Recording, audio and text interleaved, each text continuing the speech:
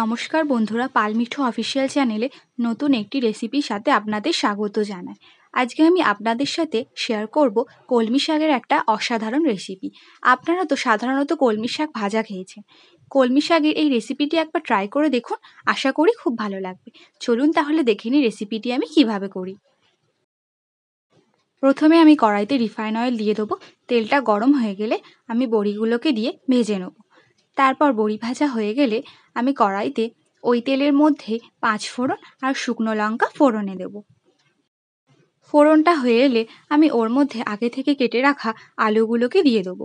দেখুন, আমি এখানে লম্বা লম্বা করে আলুগুলোকে কেটে নিয়েছি। আপনাদের ঠিক যেমন পছন্দ হয় আপনারা তেমন করে আলুগুলোকে কাটবেন। তারপর আমি পেঁয়াজ কুচিগুলোকে আলুর মধ্যে দিয়ে দেবো। দিয়ে আলু আর পেঁয়াজগুলোকে ভালো করে ভাজা করে নেব।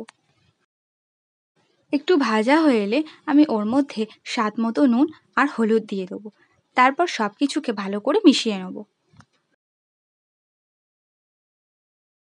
এরপর আমি ওর মধ্যে সর্ষে লঙ্কার পেস্ট দিয়ে দেবো। সর্ষে লঙ্কার পেস্টটা দেওয়ার পর আমি হালকা কষিয়ে নেব।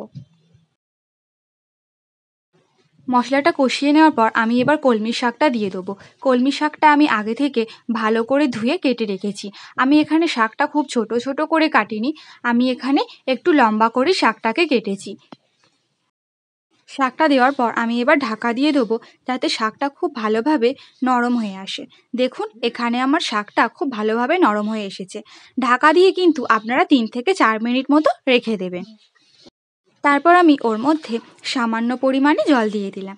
দিয়ে একটু নাড়াচাড়া করে আমি আগে থেকে ভেজে রাখা বড়িগুলোকে শাকের মধ্যে দিয়ে দেবো। আর সামান্য মিষ্টি দেব। আপনারা যেমন মিষ্টি খেতে পছন্দ করেন এখানে তেমন মিষ্টি দেবেন।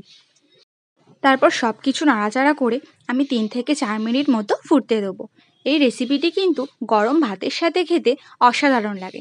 আপনারা কিন্তু একবার খেয়ে দেখবেন। এখানে শাকটা আমার পুরো হয়ে গেছে, এবার আমি নামিয়ে নেব। রেসিপিটি কেমন লাগলো কমেন্ট করে জানাবেন, আর ভালো লাগলে লাইক শেয়ার সাবস্ক্রাইব করে পাশে থাকবেন। Thank you.